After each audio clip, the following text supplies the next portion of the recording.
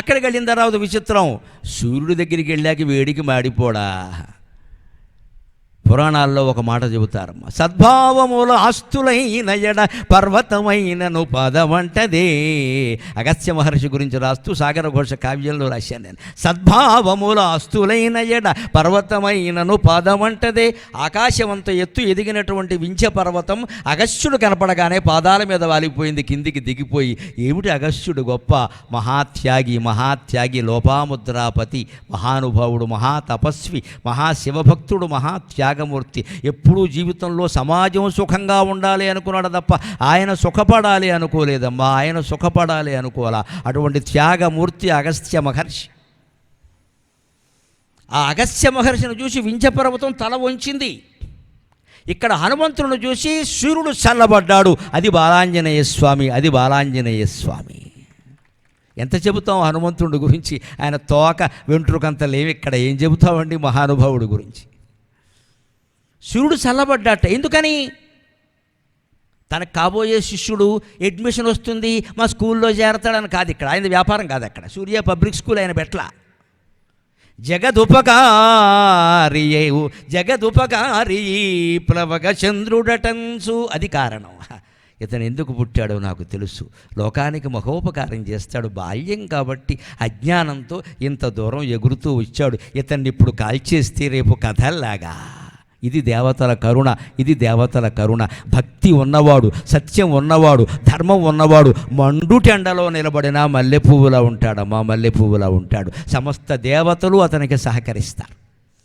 జగదుపకారీ ప్లవగ చంద్రుడటంచు తలంచి భానుడు దగదగ మండుచుండు కిరణంబులు వేడిమి చూపకుండే. దగదగ మండుచుండు కిరణంబుల వేడిమి చూపడయ్యే. రెండు గడియలేగ అంత తపను గ్రహింపగ. రెండు గడియలేగ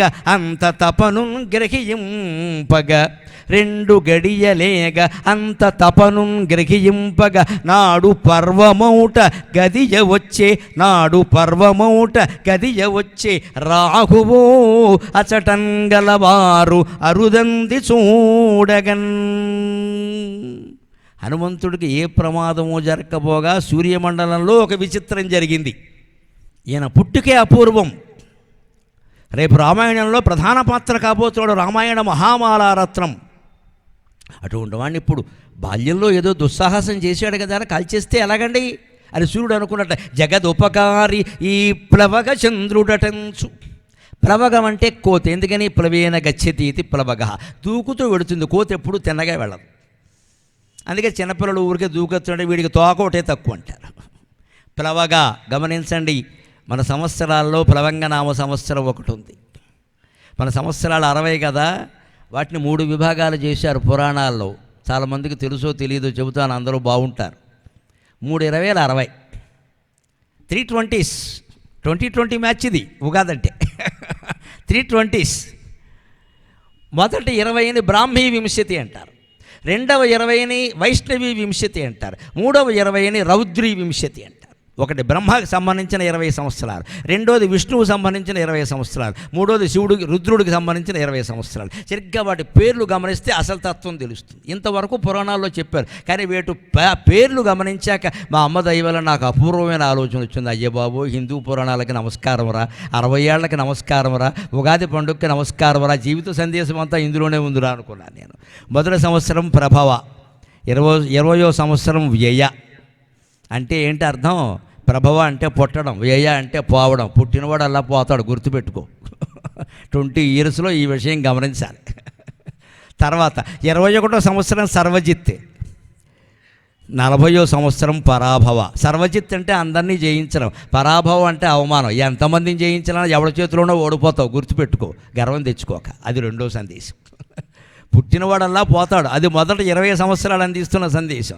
రెండో 20 సంవత్సరాలు 21 నుంచి 40 వరకు అందిస్తున్న సందేశం ఏమిటంటే, నువ్వు ఎంతమందిని జయించాన్ని గర్వించినా ఎవడో ఒకడు దాంట్లో పోతావు. ఇక్కడ అంచేతను జయించానండి గర్వం వద్దు, ఓడిపోయానండి ఓటమి వద్దు, సమానంగా తీసుకో. మూడోది 41వ సంవత్సరం ప్లవంగా, 60వ సంవత్సరం అక్షయ. ప్లవంగా అంటే కోతిగంతులు. జీవితంలో ఎన్ని కోతిగంతులు వేసినా, ఎన్ని ఉద్యోగాలు చేసినా, ఎన్ని సంసారాలు చేసినా, ఎంత జీవితం గడిపినా, ఎన్ని వందల కోట్లు సంపాదించినా అక్షయమైన పరమాత్మ జ్ఞానం పొందకపోతే మొత్తం దండగా పోయినట్టే లెక్క.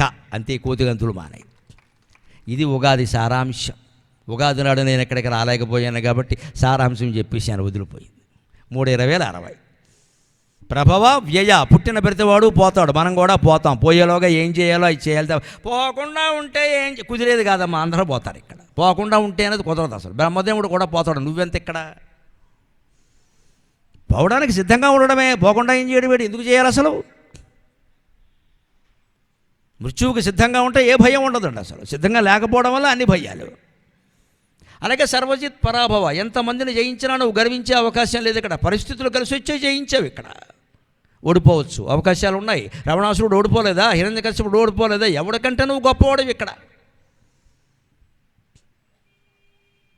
3:20 లెక్క ప్రవంగా. ఎన్ని కోతిగంతులేనేవై. ఉద్యోగం మానేసి వ్యాపారం మానేసి సినిమా మానేసి నాటకం, రకరకాలు చేస్తారండి ప్రయోగాలండి ఇక్కడ. నువ్వు ఎన్ని గంతులు వేసినా అక్షయమైన ఆత్మజ్ఞానం పొందే వరకు ఈ గంతులు పనిచేయవు. అక్షయనామ సంవత్సరంతో ముగుస్తుంది.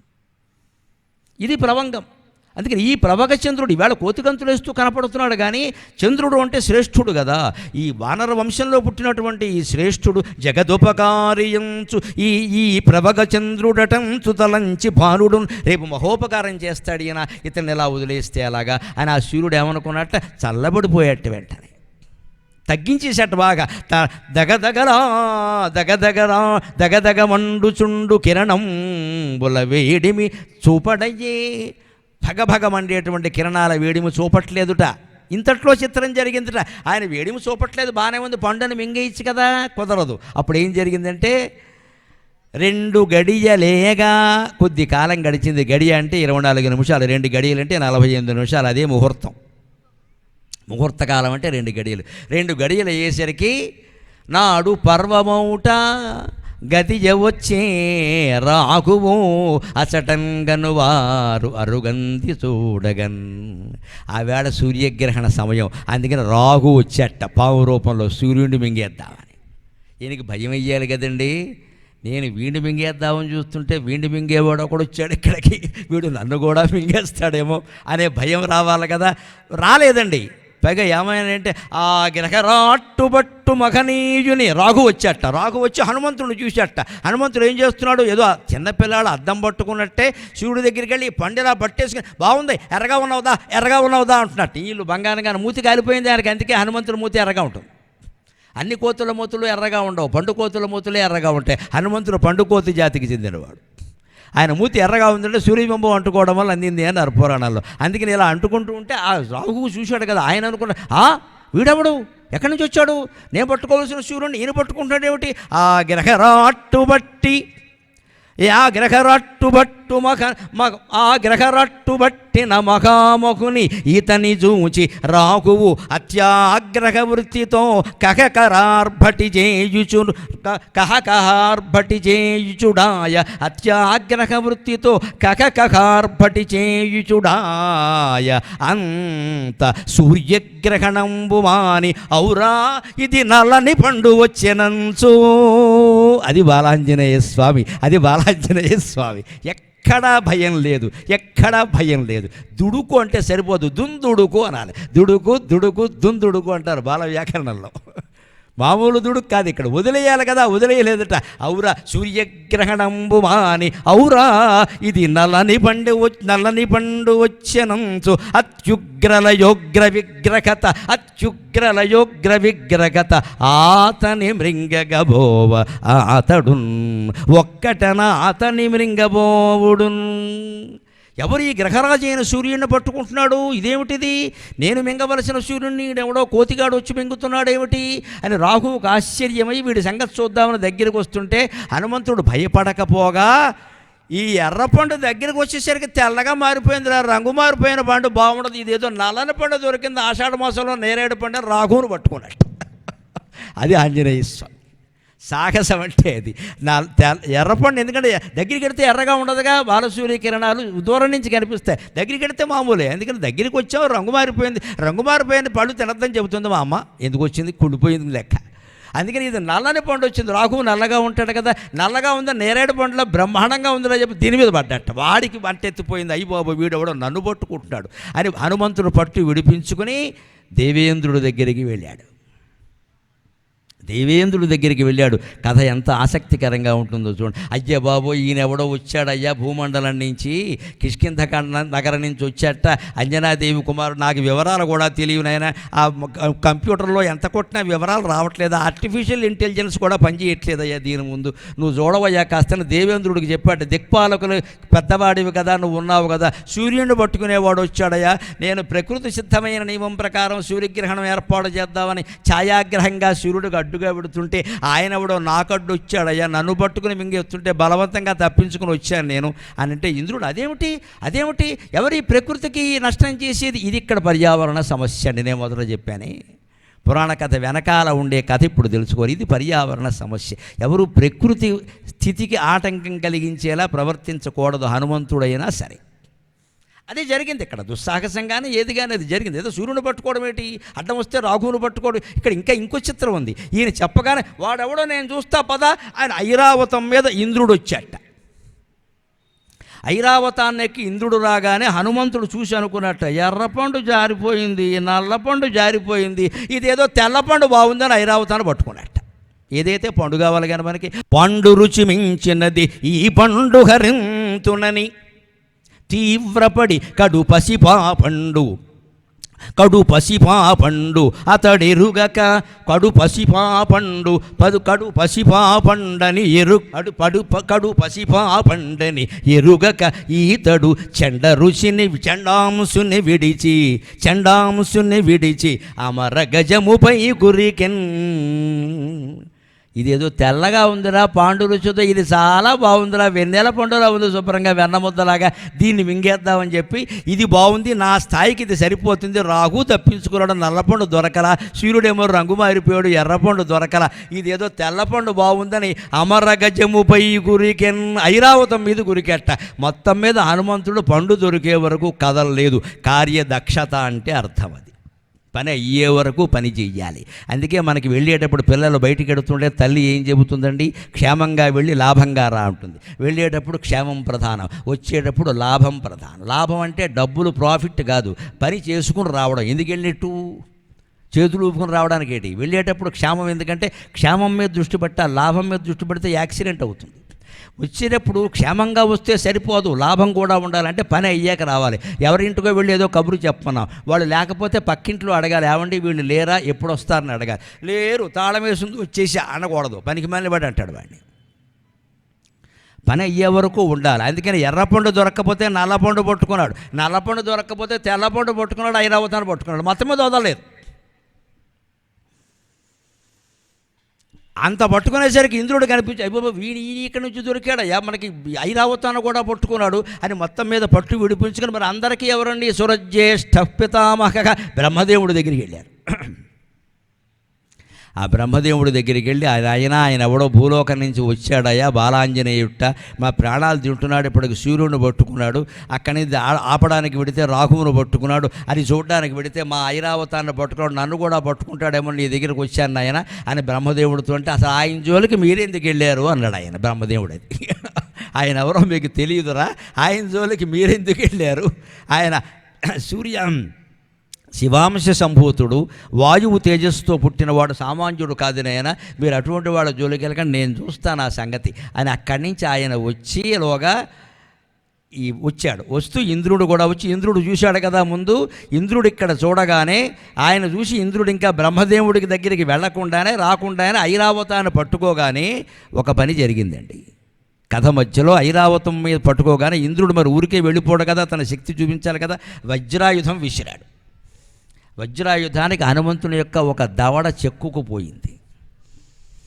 దాంతో హనుమంతుడు మూర్ఛపోయాడు. ఎంత హనుమంతుడైనా ప్రకృతికి విభిన్నంగా ప్రవర్తిస్తే శిక్ష తప్పదు. అది పర్యావరణం ద్వారా మనం నేర్చుకోవాలి. ఎందుకంటే ఇంద్రుడు తన పని తాను చేశాడు, ఆయన అహంకారం అనడానికి లేదు. అక్కడ ఆయన వజ్రాయుధం ప్రయోగించాడు, ఆయన దగ్గర ఉన్నదే ఎందుకు. అందుకని ఈ దవడ చెక్కుకుపోయింది. ఆ చెక్కుకుపోవడంతో పాపం ఇక్కడ రక్తస్రావం అయ్యి మూర్ఛ వచ్చి పడిపోయాడు. ఆ పడిపోయినప్పుడు వెంటనే వాయుదేవుడు వచ్చి పట్టుకున్నాడు. ఇక్కడ మమకారానికి, పర్యావరణ బాధ్యతకి సంగ్రామం. వాయుదేవుడు వచ్చి వెంటనే మా అబ్బాయిని కొడతారా అంటే, ఇంద్రుడంటే దిక్పాలకుల్లో గొప్పవాడు కదా, తూర్పు దిక్కు కదా, నాదేదో వాయవ్యం కదా, నేను మూలను ఉంటాను కదా, నువ్వు తూర్పును ఉంటావు కదా, తూర్పు వాస్తు తూర్పు ముఖం మంచిది కదా అని కొట్టేస్తావా అని చెప్పి ఈయన ఏం చేశాడు, ఈ పిల్లాన్ని తీసుకుని మాట్లాడకుండా ఓ కొండ గుహలోకి వెళ్ళిపోయి ప్రపంచంలో ఉండే వాయువు అంతా స్తంభింపజేశాడు. ఇది మమకారానికి, బాధ్యతకి ఘర్షణ. కథ నుంచి మనం గ్రహించాల్సింది. ఒక్కసారి వాయువు స్తంభించింది. వాయువు స్తంభించేసరికి పరిస్థితులు ఎలా ఉన్నాయండి? యాజకుల్ వన్ని హవ్యములు రేల్వగా చాచు హస్తములు చాచిన ఎట్టులుండే, దివిజాళి ప్రేరేప దివికి ఎగిరిన దేవయానంబులు ఎగిరిన ఎట్టులుండే, ఎగిరిన దేవయానంబులు ఎగిరిన ఎట్టులుండే, మునులు నదీతోయముల తోగ, మునులు నదీతోయముల తోగ, ముంచిన అంగముల్ ముంచిన ఎట్టులుండే, పశు మృగ నరమూర్ఖ ప్రాణులు ఉర్వి పెట్టిన అడుగులు పెట్టిన ఎట్టులుండే. కంకంటి పాపరాజు రచన ఎంత అందంగా ఉంటుంది శీర్షపద్యం. పశు మృగ నరముఖ ప్రాణులు ఉర్వి పెట్టిన ఎడుగులు పెట్టిన ఎట్టులుండే, భానుమండలం ఒకచోట పాదుకొనియే, భానుమండలం ఒకచోట పాదుకొనియే, కాలగతి తప్పే సత్క్రియల్ గడచే వేద పాఠముడిపోయే, బాహ్యమభ్యంతరంబు గాట్పు బంధింపజనిన అక్కాలంబునందు, గాట్పు బంధింపజనిన అక్కాలమందు. సరిగ్గా వాయువు ప్రసరించకపోతే ఏం జరుగుతాయో అత్యాధునిక శాస్త్ర విజ్ఞానానికి అనుగుణంగానే ఇక్కడ జరిగింది. అలాగే రాశారు పద్యం. యజ్ఞం చేస్తున్నట్టు బ్రాహ్మణులు, పురోహితులు ఇలాగా ఇంద్రాయ స్వాహ ఇంద్రాయదన్నవమా అన్నట్టు ఈ వేలు ఇలాగే ఈ చెయ్యేలాగే ఉండిపోతే ఎంతలాగినా రావట్లా. గాలి లేదు, గాలి లేకపోతే చేతులు గదలో, కాళ్ళు గదలో, ఏం గదలో అలాగే ఉండిపోయాడు. చాచిన హస్తములు చాచిన ఎట్టులు ఉండే. పైన విమానాలు పెడుతున్నాయట, దేవయానంబులు విమానాలు పెడుతున్నాయట. ఆ విమానాలు పెడుతుంటే ఆశ్చర్యంగా ఉంది అందరికీ. వెళ్ళే విమానాలు దివిజాళి ప్రేరేప దివికి ఎగిరిన దేవయానంబులు ఎగిరిన ఎట్టులుండే.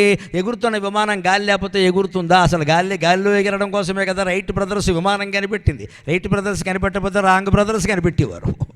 అందుకే రైట్ కనిపెట్టింది ఎందుకు? గాల్లో ఎగరాలనే. గాలే లేకపోతే విమానాలు ఎక్కడికి ఎగురుతాయి. అందుకని ఆ దేవయానం కోసం దేవతలు ప్రయాణించే విమానాల గాలి లేక అక్కడే ఆగిపోయాడు. ఎందుకు విమానం ఆగిపోయిందో తెలియట్లా. లోపల విమానంలో ఉన్నవాళ్ళ కంగారు, ఎయిర్ హోస్టెస్లు కంగారు, మధ్యలో తింటున్న తిండి కంగారు, బాత్రూంలోకి వెళ్ళిన వాడు బాత్రూంలోనే ఉండిపోయాడు. వాడు ఏ అవస్థలో ఉన్నాడో వర్ణిస్తే బాగుండదు. ఇంకా గాలి లేదు కాబట్టి అందరూ ఎక్కడ వాళ్ళు అక్కడే, ఎక్కడ దొంగలు అక్కడే గప్చిప్పు అన్నట్టుగా. అంతేకాదు మునులు నదీతోయములతోగ ముంచిన అంగముల్ మునిగిన ఎట్టులుండే. మహర్షులు నదీతోయాల్లో స్నానం చేస్తున్నారట. వాళ్ళు అలాగా ఈ కటి భాగం వరకు ముంచారు, ఈ ఛాతీ వరకు ముంచారు, తల ముంచుతుంటే ఆ ముక్కు వరకు మునిగింది. ముక్కు దగ్గరే ఆగింది, గాలి లేదు కాబట్టి రొంపొచ్చేస్తుంది వాడికి. ప్రాణం పోయినంత పని అవుతుంది. అలాగ మునిగిపోయిన అంగాలు మునిగినట్టే ఆగిపోయేట.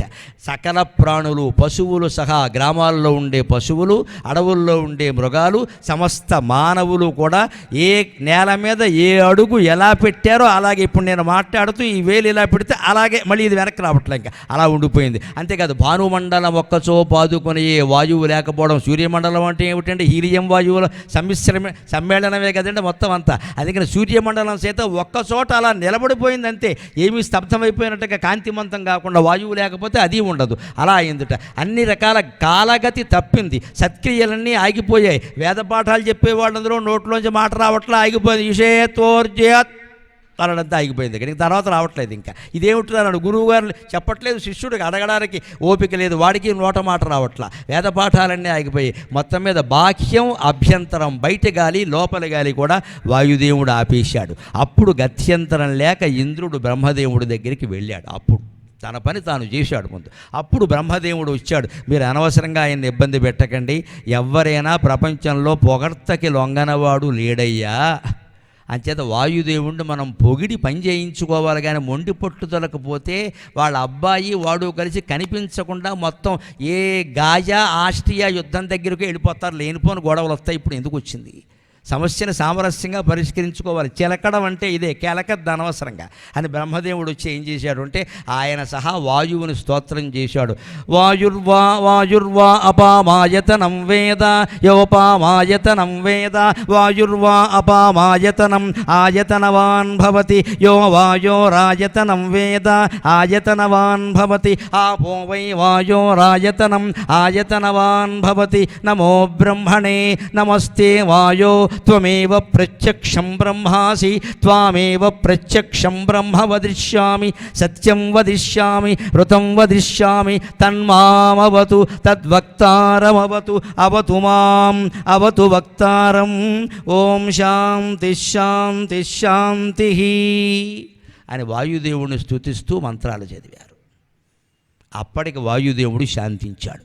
ఇక్కడ ఒక రహస్యం తెలుసుకుని 5 నిమిషాల్లో మనం సెలవు తీసుకుందాం. హనుమంతుని యొక్క విద్యాభ్యాసం తర్వాత సుందరకాండలో వృత్తాంతాలు ఇవి రేపు చెప్పుకుందాం. వాయువుని స్తోత్రం చేయగానే వాయువు శాంతించాడు. దేవతలు స్తోత్రప్రియులు. స్తోత్రప్రియా స్తుతిమతి శృతి సంస్థుత వైభవ, లలితా సహస్రంలో మాట. స్తోత్రప్రియా స్తుతిమతి, అమ్మవారు స్తోత్రానికి సంతోషిస్తుంది. పొగిడితే ఆనందం అని కాదు, ఆ స్తోత్రం చదివే పేరు మీదైనా లలితా సహస్రం పూర్తి కావాలంటే 20 నిమిషాలు, అరగంట పడుతుందండి.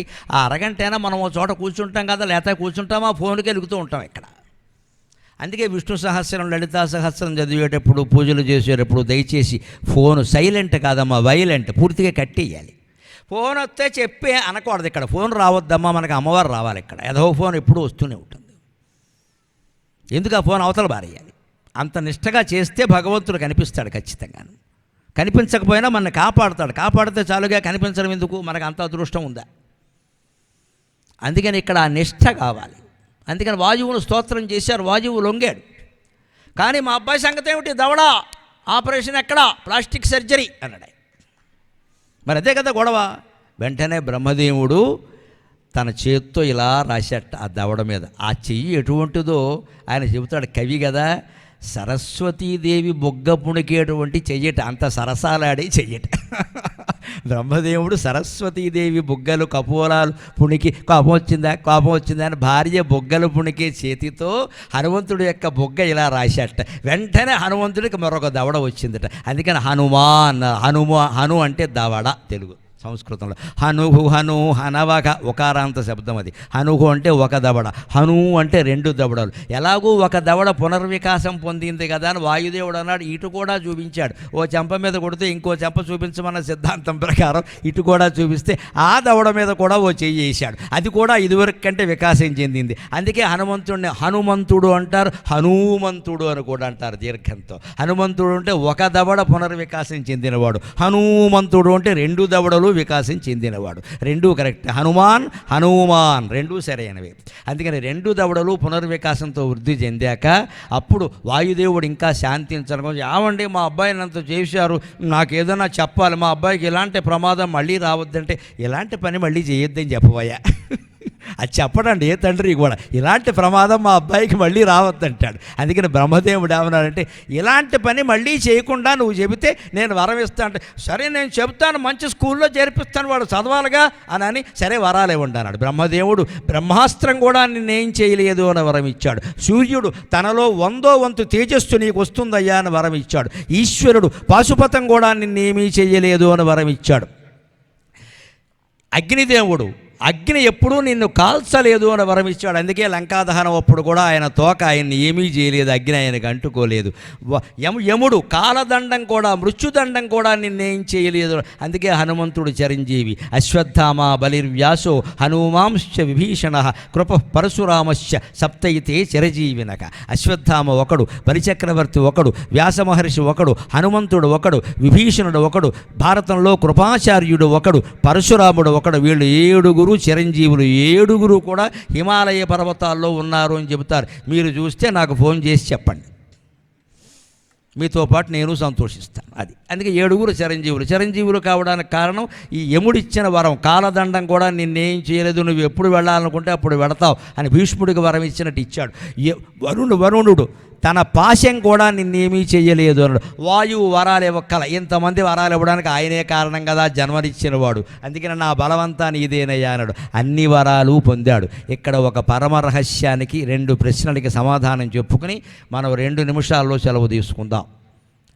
ఇంత బలవంతుడైన హనుమంతుడు చిన్నప్పుడే సూర్యబింబాన్ని పట్టుకోగలిగిన వాడు, అడ్డు వచ్చిన రాఘువును నేరేడు పండుని మింగేయడానికి సిద్ధపడినవాడు, అంతకంటే అడ్డు వచ్చిన ఐరావతాన్ని తెల్లని పండును మింగేయడానికి సిద్ధపడినవాడు. ఒక ప్రశ్న అండి, వాలికి సుగ్రీవుడికి గొడవలైనప్పుడు సుగ్రీవుడి దగ్గర మంత్రిగా ఉన్నాడు కదా, వాలిని సరదాకి పుట్టినరోజు పార్టీకి పిలిచి గోమ మీద ఒక దెబ్బ కొడితే పోవడం ఎందుకు కొట్టలేదు? సుగ్రీవుడికి మంత్రి అయి ఉండి, పైగా రాజు దగ్గర మంత్రి, రాజు క్షేమం కోరాలి కదా. సుగ్రీవుడిని తంతు ఉంటే హనుమంతుడు చూస్తూ ఊరుకోవడం ఏమిటి? ఆశ్చర్యం కదా ఇది, చెయ్యాలి కదా. రాముడికి అంత ఉపకారం చేసిన వాడు సుగ్రీవుడికి చేయడా? నిజానికి రాముడికి ఉపకారం చేయడంలో రాముడి మీద ఏం కాదు, సుగ్రీవుడు చెప్పబట్టే చేశాడు. సుగ్రీవుడికి మంత్రి కాబట్టే చేశాడు, ఆయన రాజధర్మంగా చేశాడు. మరి సుగ్రీవుడికి ఎందుకు చేయలేదు? ఇదే రహస్యం. హనుమంతుడు ఇంత బలవంతుడు కాబట్టే తర్వాత కిందికి వచ్చాక కూడా ఊరుకోడు కదండి. ఒకసారి ఇలా చేసినవాడు మళ్ళీ తర్వాత ఊరుకుంటాడా? ఆయన ఇంటికి వచ్చాక ఏం చేశాడు? ఈ మహర్షుల ఇళ్ళు, అంజనాదేవి ఆశ్రమం చుట్టూ మహర్షుల ఇళ్ళు ఉన్నాయి కదా, వాళ్ళందరూ జపాలు తపాలు చేసుకుంటే ముక్కు పీకడం మూతినాకడం మొదలెట్టాడు. అల్లరి పైకి ఎగరనివ్వట్లేదు కదా, కిందే ఆ ప్రతాపం అంతా చూపించాడు. వాడు కుటీరాలన్నీ పాడు చేయడం మొదలెట్టాడు, పూలతీగలన్నీ లాగేయడం మొదలెట్టాడు. ఇంట్లో కొండలన్నీ కమండలాలు, వాళ్ళకు ఉన్నవే కమండలాలు, ఆ కమండలాలు కాస్త పగలగొట్టడం మొదలెట్టాడు. ఏదో ఒకటి చేయాలి కదా, ఆయన చెయ్యి ఊరుకోదు. మరి ఆ స్థితిలో మతంగ మహర్షి ఆయన్ని శపించాడు. అంజనాదేవి నేనేం చేయలేకపోతున్నానండి, వీడు ఆకాశానికి ఎగిరాడు, వీడిని ఎక్కడ పట్టుకుంటామండి బాబు, మరి ఏదైనా మీరే చేయాలంటే ఏమనుకోకమ్మా, నేను వరల్లాంటి శాపం ఒకటి ఇస్తాను ఈయనకి, ఏం కంగారు పడకు. ఇతనికి ఎవరైనా సరే ఇతని శక్తిని గుర్తు చేస్తే తప్ప ఇతనికి అది శక్తి రాదు, నేను శక్తి లేనివాడినే అనుకుంటాడు అన్నారు. మిగిలిన మహర్షులు తథాస్తు అన్నారు. అందుకని హనుమంతుడికి ఎవరో ఒకరు ప్రత్యేకించి స్తోత్రం చేస్తే తప్ప ఆయన శక్తి గుర్తు రాదు. అందుకే సుగ్రీవుడి దగ్గరున్న హనుమంతుడు ఎప్పుడు వారి మీద యుద్ధానికి వెళ్ళాలా. ఇక్కడ ఇంకో సమస్యకి సమాధానం చెప్పి నేను సెలవు తీసుకుంటా. సుగ్రీవుడు గుర్తు చేయొచ్చుగా, పాయింటే కదా అది, సుగ్రీవుడు గుర్తు చేయొచ్చుగా. అంజనాదేవి ద్వారా నలుగురికి తెలిసే ఉంటుంది కదా ఈ విషయం. హనుమంతుడికి మరి తెలియకపోవచ్చు, మిగిలిన వాళ్ళు గుర్తు చేస్తే తెలుస్తుంది కదా. సుగ్రీవుడు గుర్తు చేసి, హనుమా నువ్వు ఎంతవాడివి అంతవాడివి అనొచ్చు కదా. సేమ్ రాజకీయం, ఇవాళ ఏది వర్తిస్తుందో అవాళ ఏదే వర్తిస్తుంది. పైవాడు ఎవడికి కిందవాడు పైవాడికి రావడం ఇష్టం ఉండదండి, అందుకే వాడు పోగళ్ళ. పెద్ద ఆఫీసర్గా ఉన్నవాడు ఎవడికి కింద గుమాస్తాగా ఉన్నవాడు పైకి ఎదగడం ఇష్టం ఉండదు. వాడి రహస్యాలు వీడికి చెప్పడు. వీడు ఒక పని చేయగానే నువ్వు బ్రహ్మాండంగా చేసావయ్యా, అసలు నువ్వు ప్రిన్సిపాల్గా నువ్వే పనికొస్తావు అన్నాడు అనుకో, ఈ లెక్చరర్ అప్పటి నుంచి ప్రిన్సిపాల్కి పీఠానికి సెగబెడుతూ ఉంటాడు. ప్రిన్సిపాల్ గారా అన్నారు ఈ మాట అంటాడు. అందుకే ఎప్పుడు ప్రిన్సిపాల్ మాస్టర్లను మెచ్చుకోడు. బాగా చెబితే బాగా చెప్పారులేండి, చూద్దాం అంటాడు, మెచ్చుకుంటూ చేశాడు అనమాట. ఇది సమస్య. అందుకే సుగ్రీవుడు ఎప్పుడు హనుమంతుడిని మెచ్చుకోలేదు. ఎందుకంటే ఎంతైనా సుగ్రీవుడైనా దుగ్రీవుడైనా కంబుగ్రీవుడైనా రాజే, రాజకీయమే. కిందవాడిని మెచ్చుకోడు చచ్చినా సరే. ఎమ్మెల్యే గారి చుట్టూ అనుచరులు తిరుగుతూ ఉంటారు, వారు ఎప్పుడు అనుచరుల్లా ఉండవలసిందే. టికెట్ ఎవరికి వస్తుంటే వారి తర్వాత వారి అబ్బాయికి వస్తుంది. నమశివాయ. ప్రపంచ రాజకీయాలన్నీ అలాగే ఉంటాయి.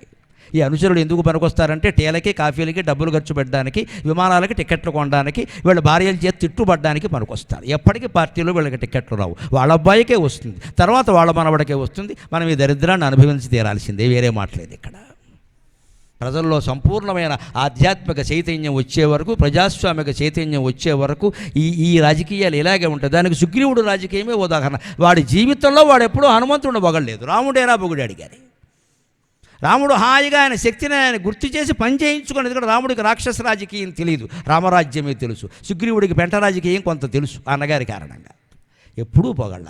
అందుకనే వారి దగ్గరికి యుద్ధానికి ఈయన ఎప్పుడు వెళ్ళాల. అందువల్ల నష్టపోయింది ఎవరండి? హనుమంతుడు హాయిగా నేరేడుపళ్ళు తింటూ కూర్చున్నాడు, సుగ్రీవుడే ఏడిచాడు ఇక్కడ 10 ఏళ్ల పాటు అన్నగారితో తగాదా పెట్టుకుని. హనుమంతుడికి చెప్పుంటే ఒక దెబ్బలో తేల్చి పారేసేవాడు. నా మంత్రి చాలజా నీ మీదకి నేనెందుకంటే ఈడ్చి పారేసేవాడు. అది హనుమంతుని బాల్యం. ఇటువంటి హనుమంతుని యొక్క విద్యాభ్యాసం ఎలా సాగింది, తర్వాత ఆయన సుందరకాండలో అద్భుతమైన కార్యాలు ఎలా చేపట్టాడు అనేది రేపు మనం 6:30 గంటలకు తెలిసి సావకాశంగా చెప్పుకుందాం. అంతవరకు ఇన్ని మాటలు నేను మాట్లాడడానికి, మీరు వినడానికి మూల కారణమైన తెలుగులో మనం మాట్లాడదాం. సెలవు.